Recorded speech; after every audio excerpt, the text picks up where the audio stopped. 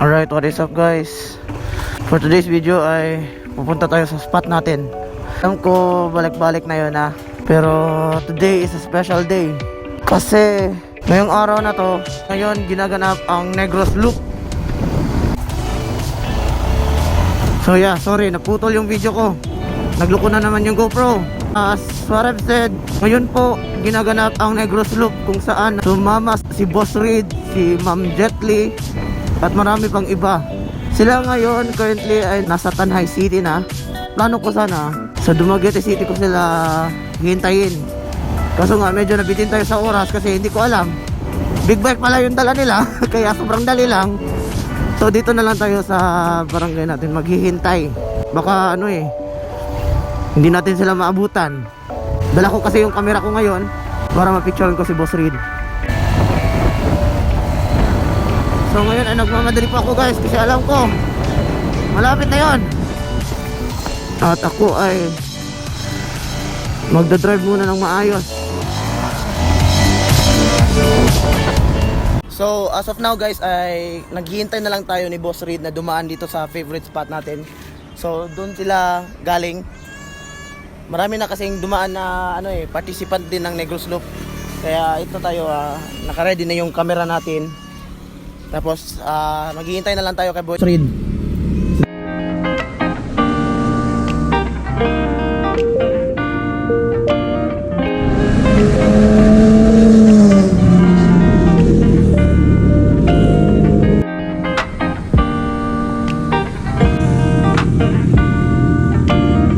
Guys, medyo kinabahan ako ngayon kasi nasa Dumaguete na sila Boss Reed. At approximately 30 kilometers lang yan from my spot ngayon. So I think nasa mga 20 minutes lang sila. Kaya antay-antay lang tayo guys.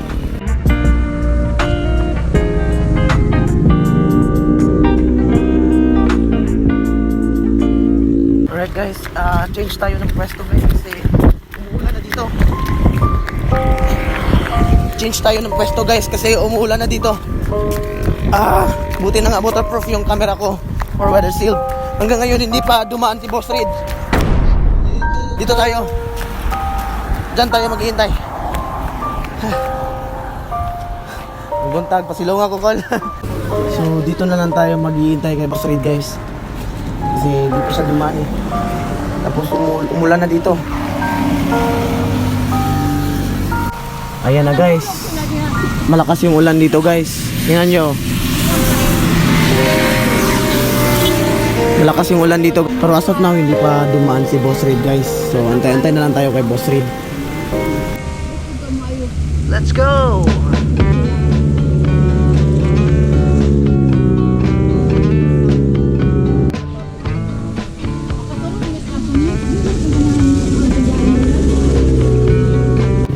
So update guys, medyo humina na yung ulan dito. At so far wala pa din naman si Boss Reed, hindi pa naman dumaan si Boss Reed dito eh. Pero good thing is, yun, humina na nga yung ulan. Tingnan nyo.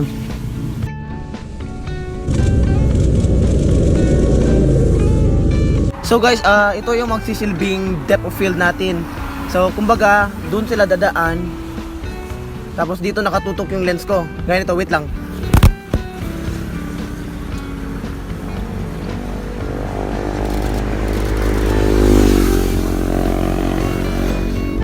Sorry guys, may dumaan. So yun nga, again. Dito yung lens ko. So itong mga dahon na to ay nag-create ng depth of field. Yung parang blurry siya. Tapos nakafocus yung subject sa gitna. Hopefully good ang shots natin. Kasi hindi naman medyo maaraw. Pero good, napaka-good ng lighting. Ito ang gusto ko talaga na lighting. Kaya picture muna ako guys kasi meron pang paparating. Wait.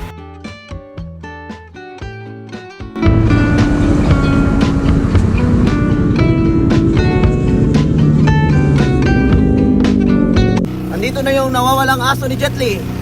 Jetly, nandito yung aso mo, Jetly. Balmon. Oh, okay guys. Time check, it's 11:42. Hindi pa rin tumaan si Boss Reed as of now. Pero, yun nga. Patience is a virtue. Antayin natin hanggang dumaan siya. What's up? Vlog news. Oh.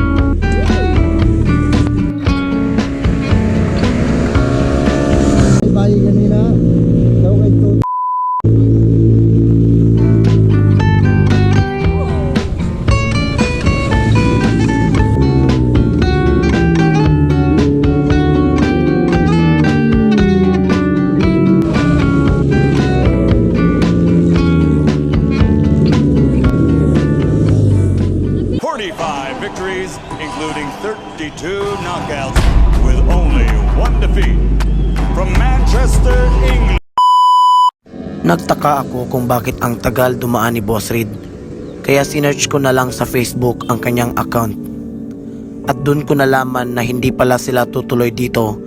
At ito ang kanyang post.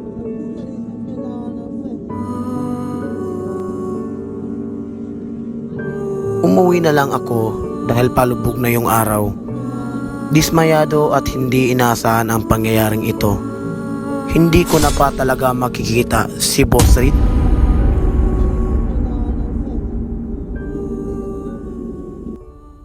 Joke lang.